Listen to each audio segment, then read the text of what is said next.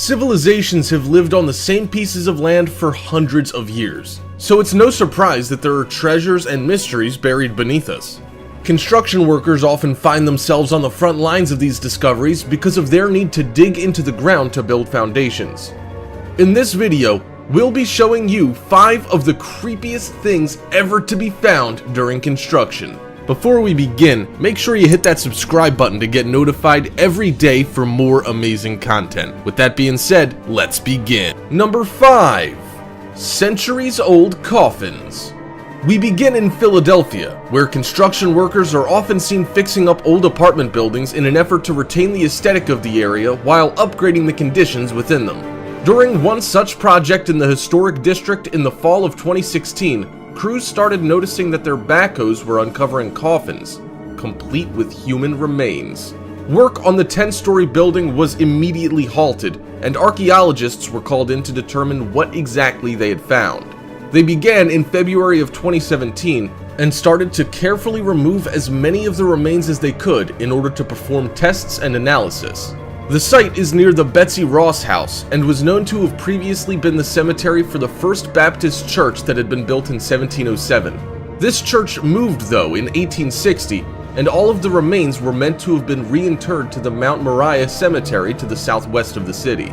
It seems, however, that this relocation didn't happen in the way that it was meant to. In total, the remains of more than 60 people were found, dating back to the 18th century, and work began to bury them in Mount Moriah like had always been the plan. Why these bodies were left here when they were meant to have been moved remains a mystery. Maybe the church had forgotten about an area, or the workmen set with the task in the 1860s didn't do the full job. It certainly makes you wonder what other remains may lie beneath the streets of Philadelphia, waiting to be discovered next time excavations are dug.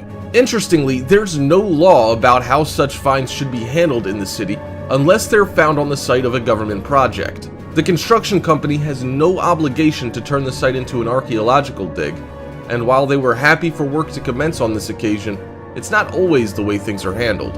In this case though, the excavation didn't cause too much of a delay, and building was back on track soon enough.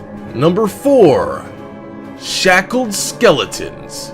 When the excavators moved in to begin construction of a new library and National Opera House in Athens in 2016, they were expecting things to go like any other building they'd worked on. But this particular project took a creepy turn when a hollow collapsed beneath where they were digging, and they found a massive cemetery. It was part of the Phaleron Delta necropolis, the burial site of more than 1,500 citizens from ancient times, all of whom were normal inhabitants of Athens, unable to afford a more glamorous resting place like the nearby Keramikos Cemetery where the celebrities of the day were buried. The find that was particularly unexpected about this large, sprawling site, though, was what they found at the center. 80 skeletons that had their wrists clamped together with iron shackles. What's worse is that all of these people had been executed in the same manner as each other, and, puzzlingly, then buried in a respectful way.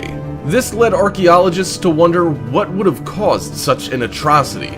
This gravesite, thought to date back between the 8th and 5th centuries BC, was a time of extreme turmoil in Greek society though, so there were a number of mass executions at the time, any of which could be the cause of the bodies in this particular find.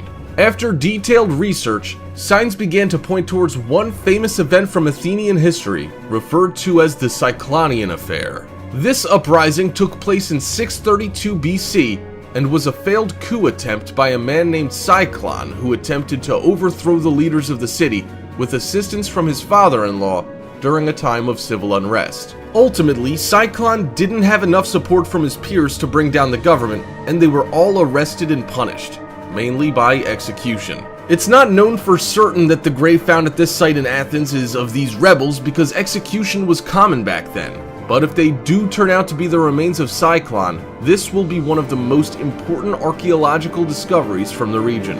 Despite the records and structures that have been recovered from the time, very little is known about the day-to-day lives of ancient Greek society. Discoveries like this can help shed light on their rituals and beliefs, and the way they respectfully treated their dead, even if they'd been punished for their crimes. Number 3. Rats.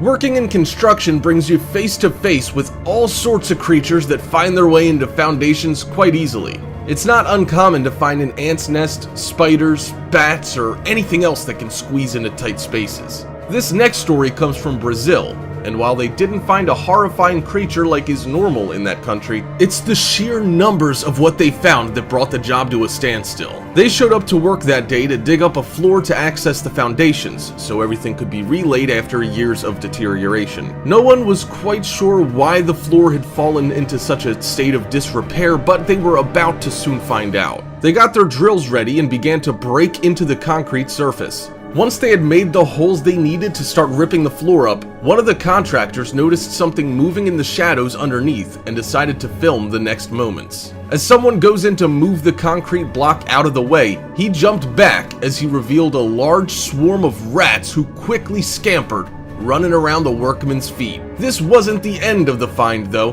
because as progressive lumps of floor are lifted up, more and more rats run for their freedom from within the confines of the foundations. By the time the entire floor had been removed, hundreds and maybe even thousands of them can be seen escaping, running off in every direction. There had been a huge colony beneath this house, and their constant burrowing and digging explains why the floor had weakened in the first place. Rats can quite often be found in numbers like this, providing they have an adequate food source, and are often the cause of deteriorating concrete. The discovery of them meant that the workers, after removing the entire floor, had to wait for a few days while exterminators were called in to ensure all trace of rats had gone before building could commence. It really goes to show that you have no clue what you might find when you start digging, and you could quite easily be confronted with your worst nightmare.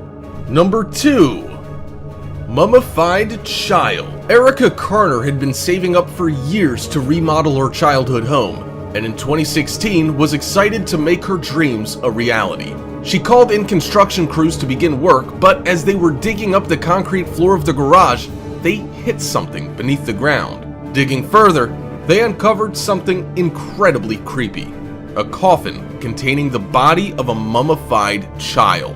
The 3-foot casket had windows in it, and inside they could quite clearly see the long blonde hair of a little girl along with her perfectly preserved skin. It's thought that she was only 3 years old when she died and was buried in this ceremonial way. Her nails were still intact on her fingers, and even the flowers she was buried with survived, including a rose that was perfectly preserved in her hand. It's thought that she was buried here in the late 19th century as one of 30,000 burials in the Oddfellows Cemetery. It was active until 1890, and all of the tombs were moved to a Colma burial plot in the 1930s so a residential development could be built. All, that is, apart from one. The girl was wearing a long white dress with lavender still in her hair, and the ornate coffin was lined with purple velvet, although there were no markings to help identify her. Carner didn't know what to make of the find, but she was in store for a further surprise. The coroner's office informed her that the body was now her responsibility and that she would need to acquire a license to bury it. The coffin lay on her property, with the body now decomposing because the seal had been breached during its discovery, and she was told by local archaeologists that the removal and burial would cost her up to $22,000. In the end, she was put in touch with a local charity called the Garden of Innocence that provides services to bury unidentified children. They were able to secure the funds needed to take the body into storage and give her a proper burial. The way her family had laid her to rest in the 19th century shows just how loved she was and the sadness that surrounded her passing, so it only seemed fit that she would finally be buried somewhere with no risk of her remains being disturbed. Number 1. Medieval plague victims. Life in medieval Europe was tough for the majority of people.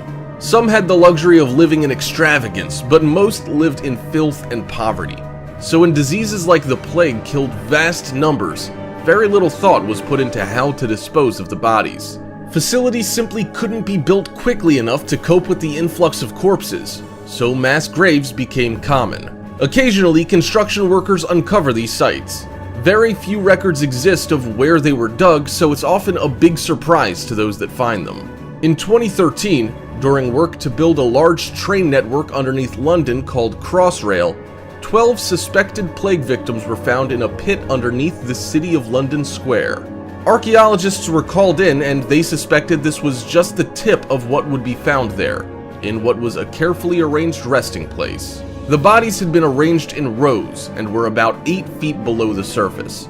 Pottery was found beside them in a typical fashion for emergency burial grounds of the 14th century. Records from the time detail a number of pits that were put in what were, at the time, uninhabited parts of the city. They suggest there could be as many as 50,000 bodies that have been so far unaccounted for. While this may be an exaggeration of the true number, there's certainly a large number of bodies buried around London that could be found at any time. At first, the presence of plague victims put dread in the minds of those who find them. What if the plague was still present in the graves? The good news is, even if it was, it's very unlikely anyone could catch the plague. It ran rampant across England in different waves, with the most severe happening in 1665 and thought to have killed 100,000 people. That was a quarter of the city's population at the time. There was no cure, so only those with a natural immunity would survive. Since these survivors are also the ancestors of those who live there today, it's more than likely that their resistance has been passed on. Of course, this doesn't protect those who had moved to England from overseas since the 17th century, but the chances remain incredibly remote.